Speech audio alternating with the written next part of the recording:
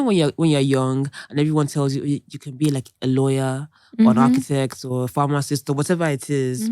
They never tell you that you could be 1,000 different kinds of it's almost things as if you have to within that. stick to something. Like straight out of uni, I already told myself there's no way that I can work where I won't be happy because it just doesn't fit into the kind of person I am. I would drag your company down if I'm unhappy. I promise you.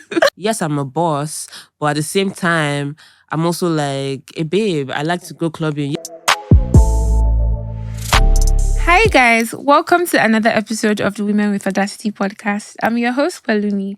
And as always, I have a very, very remarkable woman with me today. I'm actually pretty excited because this is my guest. I used to stalk her like low-key and admire her online. I have Tomisin Akins with me. Hi. Welcome. Thank you. Thank you so much for having me. Thank you for being here today. Yeah, we've already had a little discussion. Yeah. So we go way back. Well, we can say that. We go way back. But yeah, thank you for being here today. So you wear so many hats. You do so many things, which is why I just had to have you as like a woman with audacity on this podcast. So you're a marketing exec. You're the founder of Lucid Lemons. Everybody knows. If you don't know what, you are living under a rock. You're also into like talent management. You're also been to PR. And very recently, I saw, like I said, I stalk you. I saw an Instagram post where you said you're like now the head of operations for a social. How do you juggle all these things? Girl. I think it's always a difficult, like, when people ask me that, I always find it a little bit difficult because it's not like I'm juggling it well. Like, I'm not doing like the most amazing job. I'm still just like figuring things out every single day, every single week, every single month. And whenever like an opportunity comes and it's something I want to do, or it seems like something that might take up some of my time out of things that I already do, I figure out ways around it if I can do it or if I can't do it, or if I have to drop something else for that kind of thing. But it's not easy. I'm not going to lie, but it's fun because everything I do, I love. Yeah. Like there's nothing in the list of things that I do. People say, oh, you do so many things. I'm like, yeah. But there's nothing there that I would like drop or like that I hate or something I don't find enjoyable. Every single thing, I look forward to getting it done, even when it's stressing me out. That's what keeps me going. So you're passionate about like everything that you're doing right now. Exactly. Yeah, that's really cool. And I feel like that's very rare to hear people say that. Yeah. You know what? I think in some, not so that I sound like I'm taking away from that, but as much as it's rare, it's also a choice. So like I could choose to work a 9 to 5 that pays me better than I'm currently being paid. Yeah. And it's not in the field that I'm that interested in, but it's in the field that, I can make it work. But I decided I didn't want to do that. Like straight out of uni, I already told myself there's no way that I can work where I won't be happy because it just doesn't fit into the kind of person I am. I would drag your company down if I'm unhappy. I promise you. Wow. So yeah. Yeah. I love that. And I feel like a lot of people in the generation are very like, whatever I'm doing has to like give me some form of like happiness. And I think that's very important. But now I want to ask, have you always wanted to be this like industrious? And I'm using that word industrious correctly because like I said, you do a lot of things. And from the little conversation that we had before we started recording, we were talking about how like you're not afraid to pivot. Like you're not afraid to be adventurous and try anything as long as it's something that you are interested in. So did the young Tomisin know that you were going to be here? Like was that something that you've... The young Tomisin, no. Young Tomisin in her mind was going to be a product designer, was going to be doing all this like cute little, making furniture, doing like nice things to people's houses. In my mind, I was this design babe. And then when I discovered like I was really into like this music aspect, I was like, so maybe I'm not a design babe. Maybe I'm a music babe. And then I found myself going back to design and I found myself in other things. And I was like, wait, so what exactly am I? Yeah. So I think the young Tomisin would have been just as confused as the kind of teenage Tomisin was when she figured out that there's no one path for her. I find myself to be very good at so many things. I don't know how to decide what exactly it Yeah. is that I enjoy doing the most. And if I have to make a choice, it means I'm going to then stop myself from doing things that I really love doing, and I don't want to do Yeah. that. You don't want to So, limit yourself. at all. So I guess I don't think I really saw it coming. I think I was just as confused. You know, when you're young and everyone tells you you can be like a lawyer or an architect or a pharmacist or whatever it is, they never tell you that you could be 1,000 different kinds Yeah, of it's almost things as if you have within to that. stick to something. So I guess because of that, for me, once I found out that even within that design, there's like 1 million different kinds of design, I was like, there's nothing I can't do then. Yeah. I love that. I like that you don't limit yourself. No. And I feel like you were given a lot of room when you were young to like explore, because I know not like all parents are like cool with that. Yeah. My parents, shout out to them. And like, I love them to death because they have supported me in ways that I'm sure that even them, they were like, are we crazy for supporting this girl? I'm sure they must have thought to themselves at some point, like, if not for that, this baby is my daughter, I probably won't do this. Yeah. But I'm really grateful to them for giving me that opportunity. My parents never allowed me to kind of get stuck behind like my own walls that I would build for myself. They were always like, I was a terrible dancer. My dad would tell you today I was a terrible dancer as a kid, but I wanted to know how to dance. So they enrolled me in Dance Easy class. Common support. As in Dance Easy. I was there every Wednesday. I wanted to learn how to like make jewelry. They put me in that. So they were always ready to say, what do you want to do? Oh yeah, do it. I mean, not gonna lie that they were not strict or like I had constraints to of course. In fact, you know, the good things come with other things. I won't say bad things, but the good things come with There's always a balance of the two. Other stressful things. So, you know, it was always like finding the middle ground. My parents were very, very open to you doing whatever it is that you wanted to do. And they pushed all of us, all my siblings and I, the same way. Yeah, that's really cool. So as much as you're a boss, babe, you're also a baddie. Yes, baby. How do you balance the two? You know something? I didn't realize I was a baddie for a long time. Why? It's that kind of thing where I grew up. I think I grew up with I guess some difficulties, and that really affected like my self-esteem growing up. Like I had issues with like my mental health. I was depressed for a long time. I deal with a lot of social anxiety and anxiety till this day. But I guess I had a lot of body dysmorphia as well too, because I grew up quite a chubby child, and then I lost all this weight and all of that. So I don't know. I didn't think I was a baddie for a long time. So one day I just gauged it. Like, you know, I don't know if that ever happens to anybody else. But like, you just kind of like wake up one morning and like, it's that way too. If you like say, something is going on here. And I guess since then, and since I realized that, well, like I'm a boss and I'm a baddie, and like I embraced the two sides of me. In fact, I embraced it so much that I started a podcast for a completely different side of my life that people just like cannot sometimes piece together that side of me and like me running like all like the businesses that I run. I just embrace it. Like I am who I am, and like there's nothing that's going to stop me from being like the baddie that I am and also being the boss that I am. I love myself, and I love that.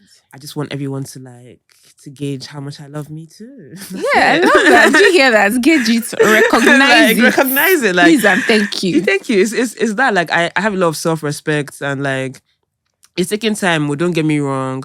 I had to grow that like thought process in my mind that like love yourself, you are who you are, and you can be unapologetically who you are, and no one can tell you what you can't be. Yes, I think the other day I posted a thing on Instagram. Yes, I'm a boss, but at the same time, I'm also like a babe. I like to go clubbing. Yes, you will see me randomly drunk at the club.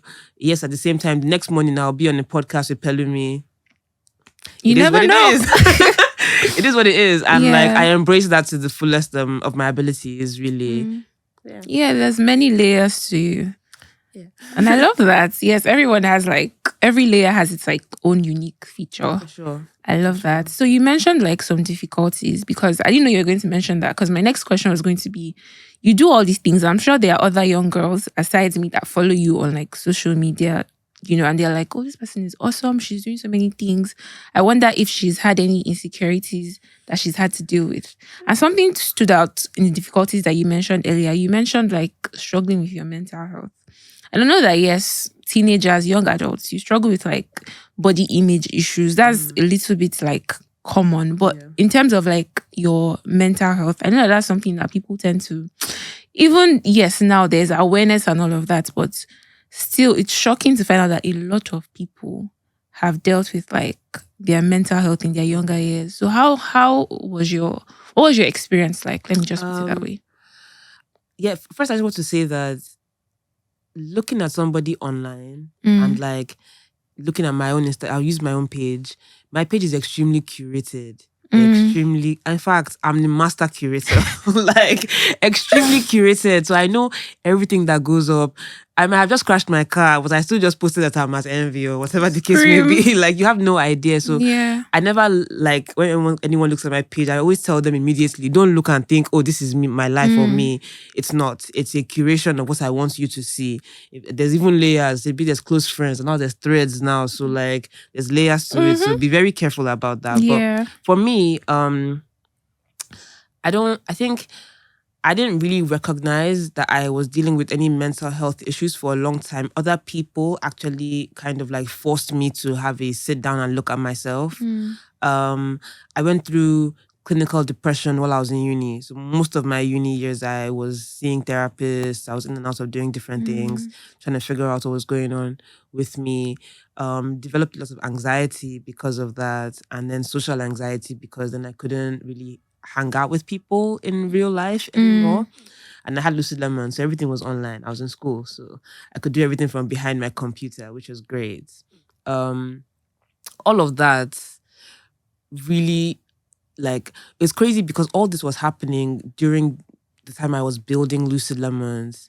So throughout the entire first 5 years, I was completely depressed, dealing with suicidal thoughts. Like I had gone through a lot, just trying to figure out who I am as Tomisin in this big, wide world where there's 1,000 different people and different people telling me who I'm supposed to be. Yeah. It was very difficult. I don't shy from talking about it because I want everyone to understand that like everybody goes through these kinds of things. Like I was in therapy for a very long time. In fact, I've been through so much. I've been in a position where I had to like go to a rehab center for 3 months because I just needed to get away from the world, like completely. And I did those. I decided to like do the therapy and like get my parents involved in all of this as well, by the way, because I realized that I needed help. As much as I was putting out all this like maximum effort in my work life, my personal life was struggling greatly. I wasn't really able to like connect to people anymore. And I just decided that I needed help. And so I enlisted the help of my friends, my boss at the time, my family. And I just told everybody like, look, I have issues and I need you people to help me or this might not go the way you think it's going to go. So let's huddle together and figure this out. And then came up with therapy, came up with going away for a couple months, came up with like different systems to help me to move forward. Even till now, I have like mantras that I say to myself all the time. They sound silly outside, but like there are things that like that help me. Every morning I tell myself that I sabi. Yeah, like, so you're affirming yourself every single morning because during the day when I find myself slipping, but I put things in place to help me constantly. And that doesn't mean that I don't slip. I do a lot. But then I have those systems and people that I put in my life to sort of help me to like keep myself going. Yeah, and I think that's very important because I'm also very like, I'm one of those people that I love to talk about therapy. I don't know if that sounds weird because I've also like been to therapy for most of my like, because I went through this very transformative phase in uni. I was also very chubby. And then I lost like a ton of weight in uni. And behind the losing weight, there was like a lot of darkness and I really like went into like, okay, my mental health, and I was discovering different things like, oh, okay, this is trauma. Oh, okay. Yeah, right? Yeah. And then I went to therapy. And since then, I'm always pushing like anybody around me. I know that, look, Yeah. therapy is good for you. So I think it's very important. Aside therapy, you mentioned like getting support from your friends, your family, even your boss. Yeah. And just having those systems as you go along. For And I'm sure. sure even up till now, those systems are Still in place. there. Always. I love that. Always. I mean, don't get me wrong. I always like to say that it's not everybody that I went to that helped me out eventually. Like, I know that really affected me when I went to like the first few people, and they kind of either sent me down a religious path or they just kind of shunned me. There are people that are going to do that to you, and that's okay. Like, there are people that will help you. Yeah. There are actually people there that would actually be like, you know what, I'm going to take this on my back and ensure that Tomisin, when she's in these moods, I'm there for her. And there are people out there that will help you. It's just about finding them. It's normal to meet people that will knock you back and you'll be like, I'll never open up again. Yeah, but for sure. Yeah, don't do that. Yeah. I promise. It's not worth it. It's important to find people that know what they are doing. Yeah, and they're not trying to like enforce anything on you or project anything on you. That's big. But yeah. Okay, wow. So let's get on the lighter note. Sure. Let me ask you this question. Okay. So going back to you being, a multifaceted baddie and all. Out of all the hats that you wear right now, what's like your favorite thing? My favorite? That is so tough. How can you ask me that? Wow. Which one do you enjoy the most? The most? Yeah, right now. That's so crazy. I'm going through what an entrepreneur would say is a tough time as a business owner with my with a couple of my businesses. I'm dealing with a bit of business resentment. I'll say economical resentment. This country is killing me. But like it is. But so there are a couple of businesses that I'm a bit stressed about. So they're not giving me the joy that they used to in the same way. But right now, I think the thing that gives me the most joy when I think about it is actually a business I've not started yet. But I'm about to. But alongside my podcast, when I think about the podcast, I'm like, that's something that gives me a lot of joy because it's something that it's a different side of me that I'm exploring, and it's just different and it's stressful, but in a nice way. I knew you were going to say in a good way or in a nice way. I just knew that was coming. I do love it. I do love like poking the bear in my life in so many areas. My parents like they don't watch my podcast. I would hope that they don't watch my podcast. But if they do, I would be very interested to hear what they would come and talk to me about. The opinions that they would have. I would be like, so you said... Yeah, just for context, like obviously my podcast is it's an adult podcast, and we talk about like that's adult the best way life. to put it. Yeah, talk about adult life. Whatever you want to take from that, by all means, go ahead and figure it out. And I love it because I feel like when I was watching it, I had never really seen anything like that where it was that expressive, and it was also very safe as well. There was no judgment or anything. Nothing like that.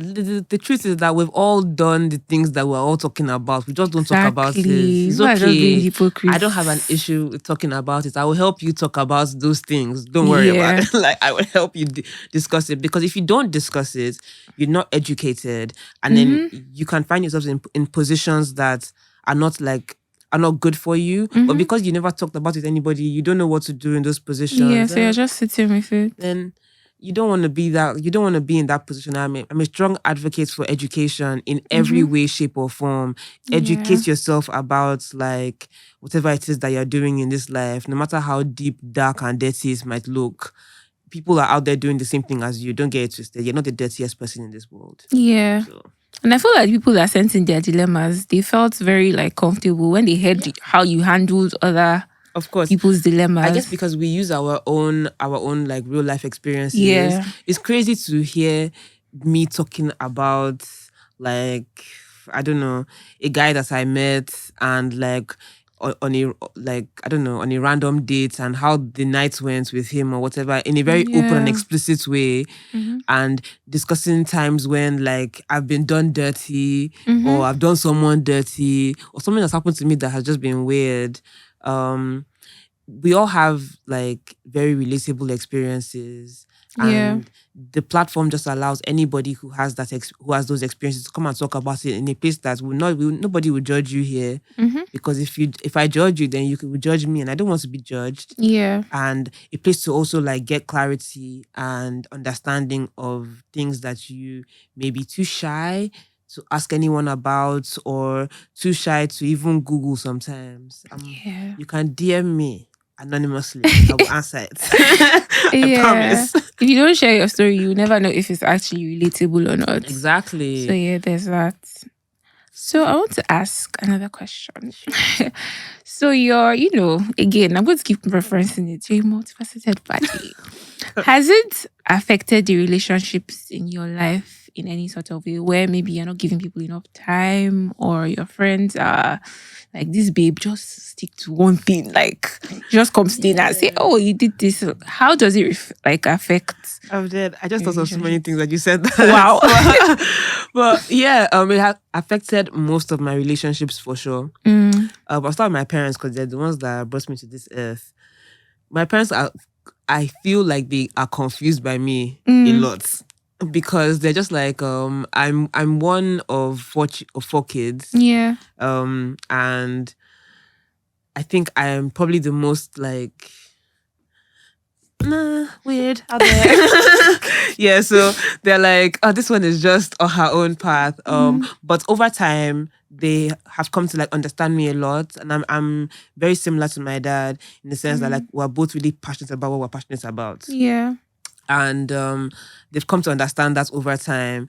Before, it was like, you don't focus, you lack focus, you need to sit down in one place, you need to be structured, you need to be organized. Yeah. All that. I had it all.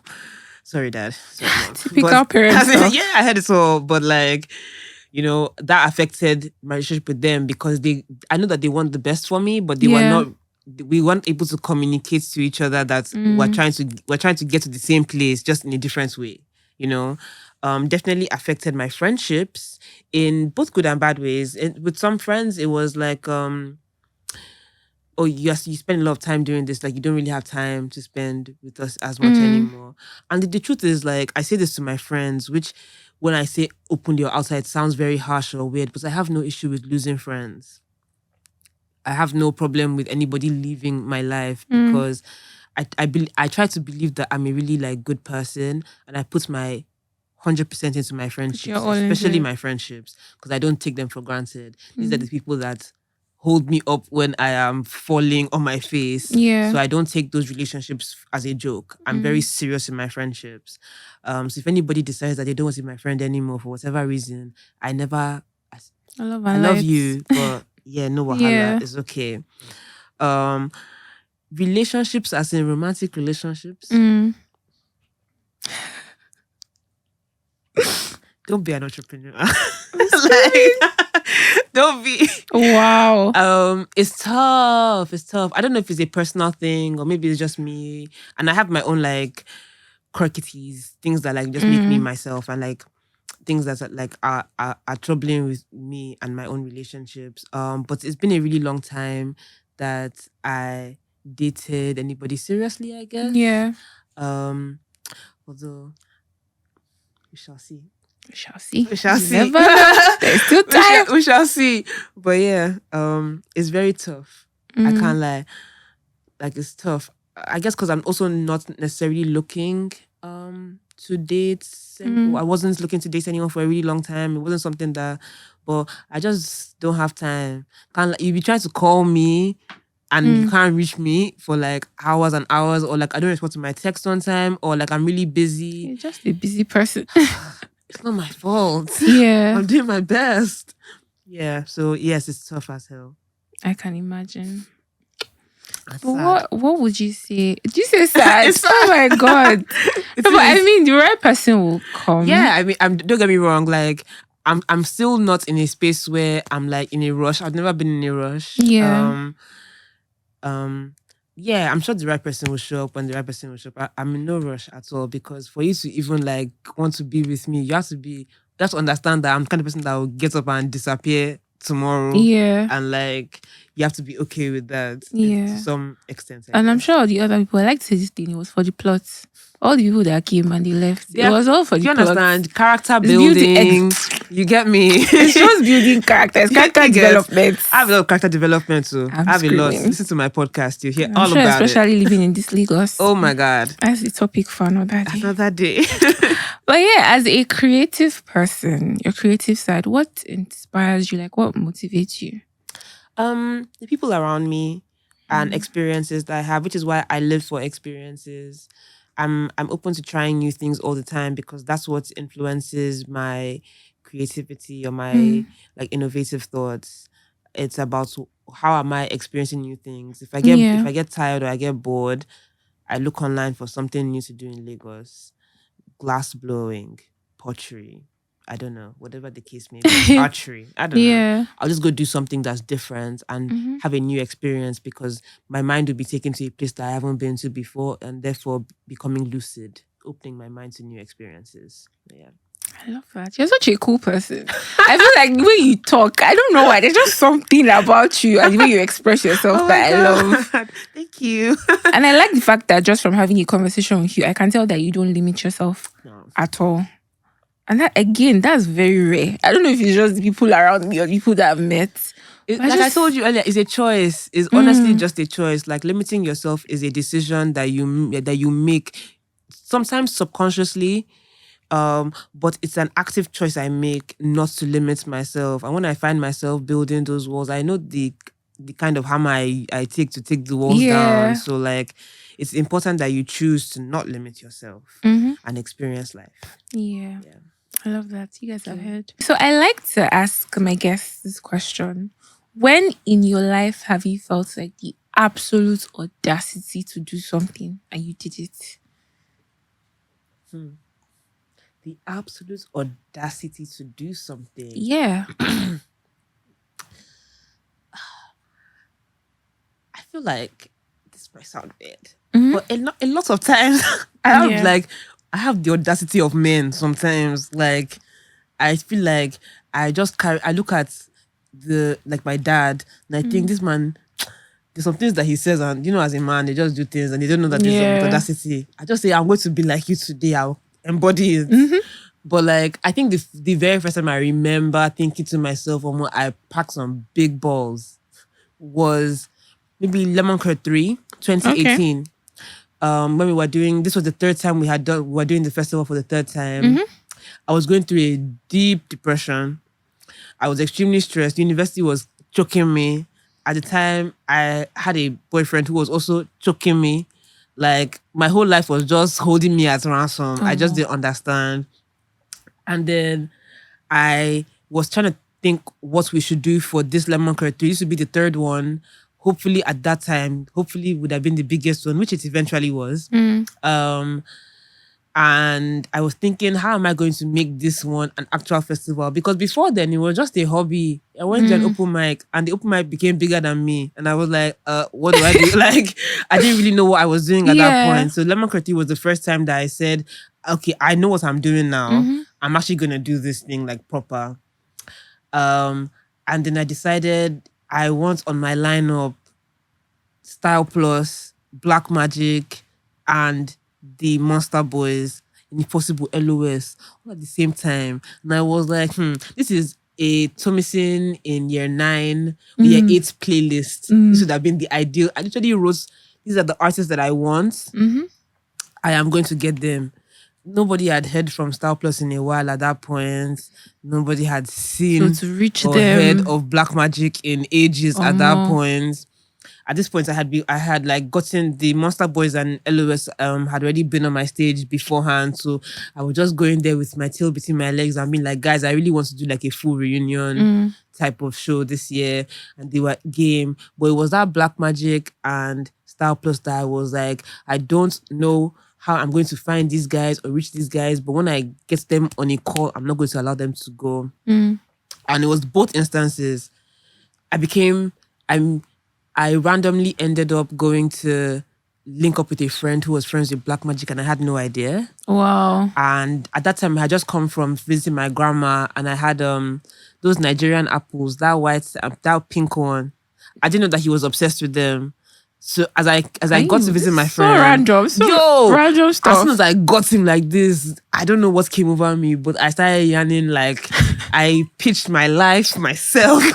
I pitched everything in me. Oh my God. And I was like, man, I have balls, man. Because at that point, I didn't know. I had just moved to Lagos. Maybe this was my first month in Lagos. I didn't know anybody.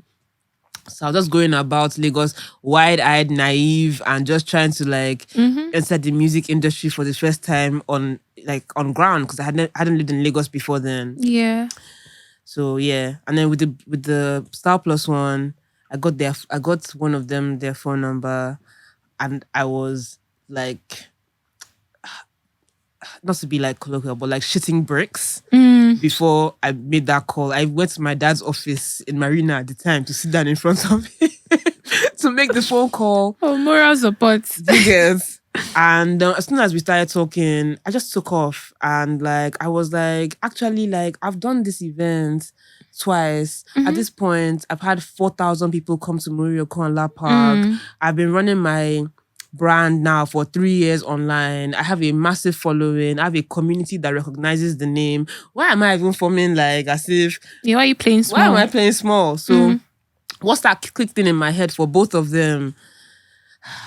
I was like, yeah, I have balls. I can do this. So yeah, that for me was when I realized that Audacity is a must. Yeah, I love You must that. come in with like, my shoulders held high. I just know myself. And because of that, from that point forward, I was like, you got to know yourself and you got to show that you know yourself. Yeah. Very important. Know and then show it. Yeah. So yeah, are there any women that inspire you in general? In general, my mom. Okay. I'm not one for... I try to do the whole mentorship thing.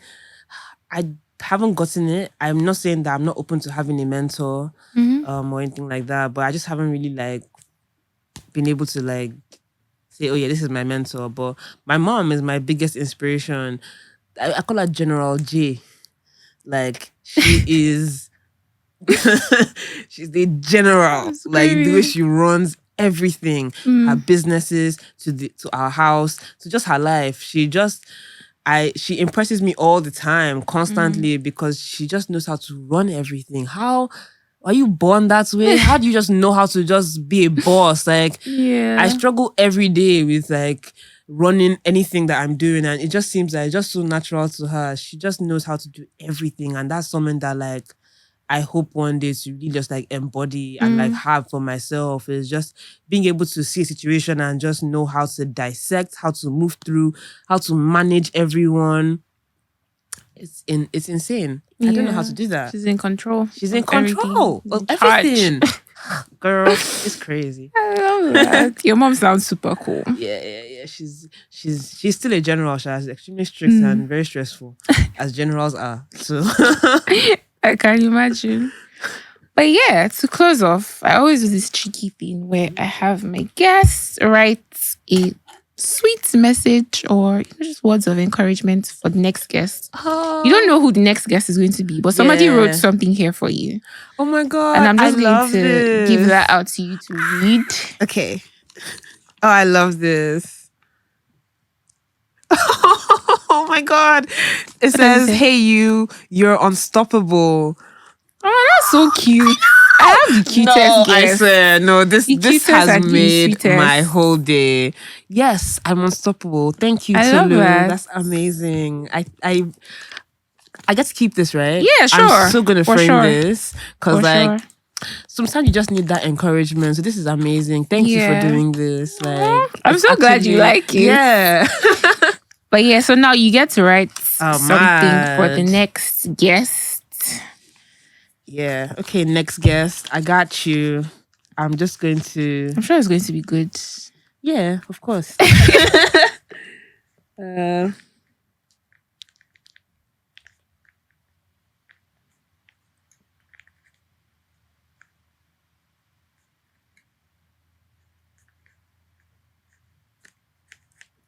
Here we go. So you can just put that in here. Awesome. Thank you. Oh. I love that. I can't wait to read it out. The next guest. I'm so excited for the next guest too. Yeah. But yeah, thank you so much for having me. This has been amazing. Thank you for being here. This was a very cool, very enlightening. I feel different. And I always say this, every single conversation heals me somehow. And this was very, very lovely. I'm so glad. You're an audacious woman for doing this. Thank you. Thank you very much. All right, guys. So that's it from us today on the Women with Audacity podcast. Don't forget to subscribe, to like, to leave a comment. If something resonated with you, let us know and share with Women with Audacity around you. Bye.